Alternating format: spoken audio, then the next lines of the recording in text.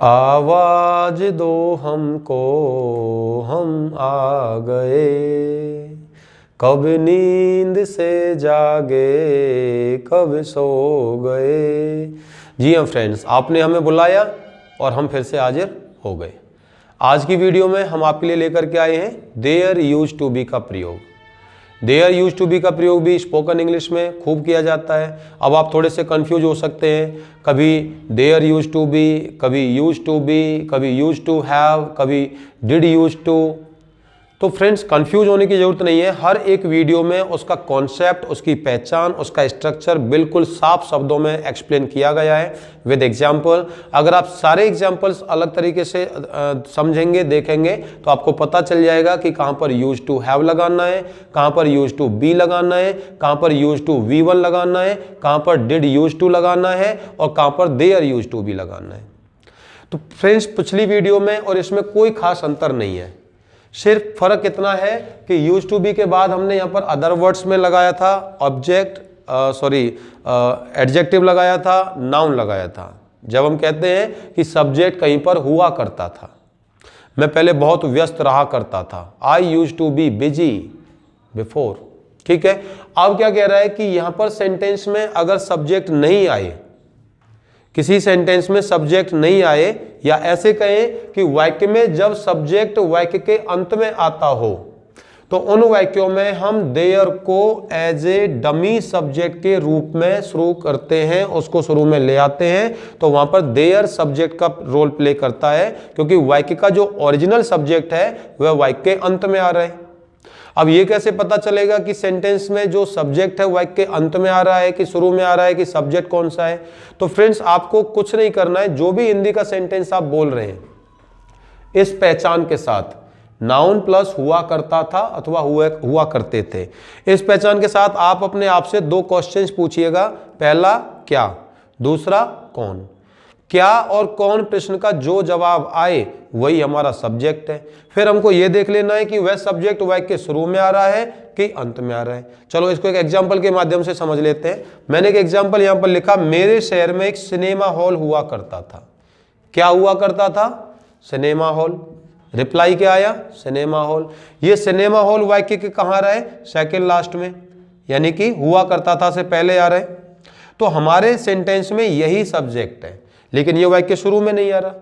अब ये वाक्य शुरू में नहीं आ रहा है, तो अब क्या करेंगे? इसको तो हम उठा करके लाएंगे नहीं सीधे, सेंटेंस काफी ऑड लगेगा।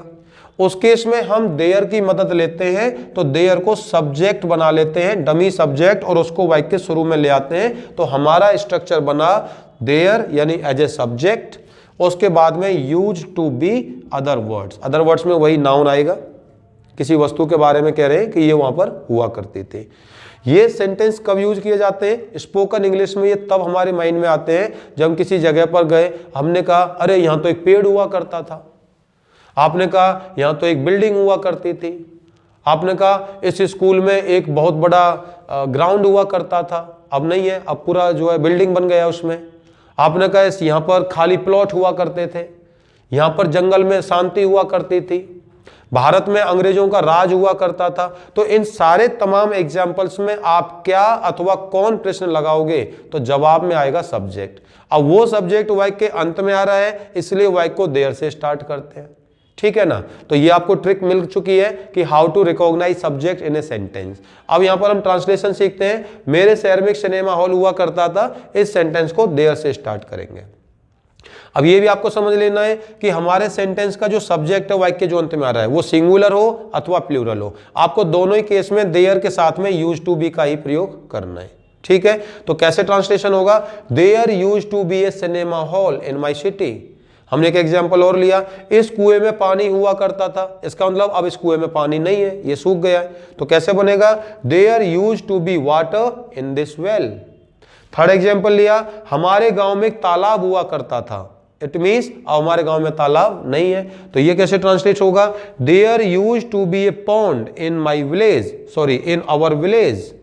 यहां पर हमारे के लिए अवर आएगा, इन आवर विलेज। ठीक है, फोर्थ एग्जाम्पल लिया, यहां एक बरगद का पेड़ हुआ करता था। हम कहीं से जा रहे हैं, हमने देखा अरे यहां तो एक बरगद का पेड़ हुआ करता था।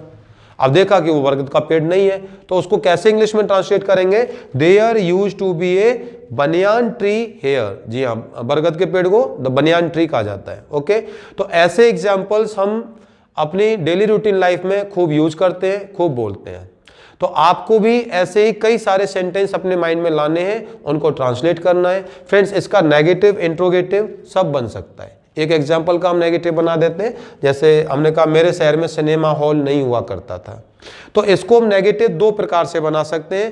पहला, हम देयर के बाद में डिड नॉट लगाएंगे, उसके बाद में यूज्ड टू बी लगा देंगे। दूसरा, हम देयर के साथ में यूज्ड लगाएंगे, उसके बाद नॉट लगाएंगे, फिर बी लगाएंगे, उसके बाद में अदर वर्ड्स लगा देंगे। तो पहले मैं इसको डिड के साथ बनाता हूं, तो कैसे बनेगा नेगेटिव में? There did not use to be a cinema hall in my city. अब इसको विदाउट डिड के बनाते हैं। अब कैसे बनेगा? There used not to be a cinema hall in my city. तो इस प्रकार से हम इनको नेगेटिव, इंट्रोगेटिव भी बना सकते हैं। इंट्रोगेटिव, WH सब आपको खुद से बनाना है, क्योंकि आपको पिछली वीडियोस में यूज टू के प्रयोग में नेगेटिव, इंट्रोगेटिव, WH सभी के स्ट्रक्चर्स भी बताए हैं, एग्जाम्पल्स भी बताया है। कोशिश करिए कि अब आप खुद से बनाएं। आपको कोई कंफ्यूजन है तो आप हमको कमेंट कर सकते हैं, आप हमको व्हाट्सएप कर सकते हैं, और ऐसे ही यूज सीखने के लिए बने रहिए। फिर मिलते हैं।